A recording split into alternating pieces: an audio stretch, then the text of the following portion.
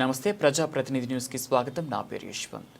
CM cup క్రీడల్లో భాగంగా రాష్ట్ర ప్రభుత్వం గ్రామీణ క్రీడాకారులను ప్రోత్సహించడం కోసం ఎంతో ప్రతిష్టాత్మకంగా నిర్వహించినటువంటి మండల స్థాయి క్రీడల్లో ఈరోజు గెలుపొందిన క్రీడాకారులకు బహుమతులను ప్రదానం చేసే కార్యక్రమంలో మైసమ్మ తాండా సర్పంచ్ ఊఖ్య కృష్ణానాయక్ ఈ కార్యక్రమంలో పాల్గొని యువత క్రీడల్లో పాల్గొనడం ద్వారా వారు మానసికంగా శారీరకంగా ఆరోగ్యంగా ఉండటంతో పాటు ఈ క్రీడల ద్వారా స్నేహభావం, ఐక్యత, దేశం పట్ల గౌరవం లాంటి లక్షణాలు యువకుల్లో పెంపొందించబడతాయని తెలియజేశారు.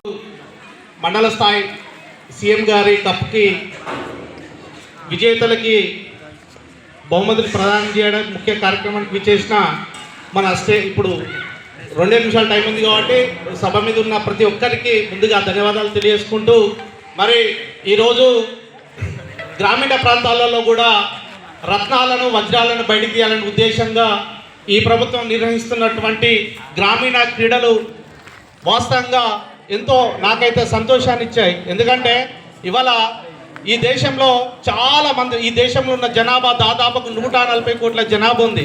ఈ 140 కోట్ల జనాభాలో దాదాపుగా 60 కోట్ల జనాభా యువతనే కలిగి ఉంది ఈ దేశం.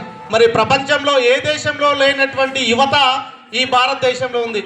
మరి ఈ యువత అంతా సక్రమ మార్గంలో నడిచినట్లయితే, సక్రమ మార్గంలో నడిచి క్రీడారంగంలో, విద్యారంగంలో, వైద్య రంగంలో వీళ్ళు మంచి మార్గంలో నడిచినట్లయితే మరి మన దేశం మంచి అభివృద్ధి చెంది మరి విదేశాలకి, అమెరికాకో, ఆస్ట్రేలియాకో, న్యూజిలాండ్కో, దుబాయ్కో, సౌదీకో పోనవసరం లేదు. మనమే వారికి ఉపాధి కల్పించే స్థాయికి వస్తాం.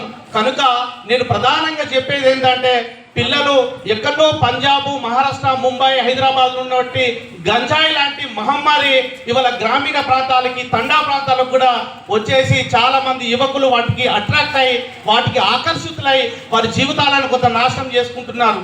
కనుక ఈ పిల్లలు ఈ క్రీడారంగం, ఈ క్రీడా పోటీలు ప్రోత్సహించడం ద్వారా పిల్లలు క్రీడారంగం వైపు మొగ్గు చూపితే వారు మానసిక ఆనందంతో పాటు శారీరకంగా కూడా వాళ్ళు చాలా బలంగా, దృఢంగా ఉండి మరి మన మధ్యలో ఒక స్నేహశీలత, ఒక స్నేహభావం, ఒక ఐక్యత, యూనిటీ, దేశం పట్ల గౌరవం, పెద్దల పట్ల మర్యాద, ముసలి వాళ్ళ పట్ల, వృద్ధుల పట్ల నైతిక విలువలతో పాటు నడుచుకుంటారని చెప్పేసి నేనైతే ఆశిస్తున్న. వాస్తవంగా ఈ ప్రభుత్వం నిర్వహిస్తున్నటువంటి గ్రామీణ క్రీడలు ఎక్కడంటే వాస్తవంగా మనకంటే చాలా చిన్న చిన్న దేశాలు, జపాన్ లాంటి దేశాలు, జర్మనీ లాంటి దేశాలు, వాస్తవంగా మన తెలంగాణ అంతా జనాభా కూడా కలిగి లేని దేశాలు ఇవాళ ఒలింపిక్స్లో గొప్ప గొప్ప మెడలు కొట్టుకొని పోతున్నాయి. మరి ఇంత జనాభా కలిగి ఉండి, ఇంత మానవ వర్గం కలిగి ఉండి కూడా మనం ఇంకా ఆ ఒలింపిక్ లిస్ట్లో వెనకాలనే ఉన్నాం. మరి ఇప్పుడు ఈ ప్రభుత్వం నిర్వహిస్తున్నటువంటి గ్రామీణ స్థాయి నుంచి మండల స్థాయి నుంచి జిల్లా స్థాయి నుంచి మన దేశంలో జైలు తరపున జరిగే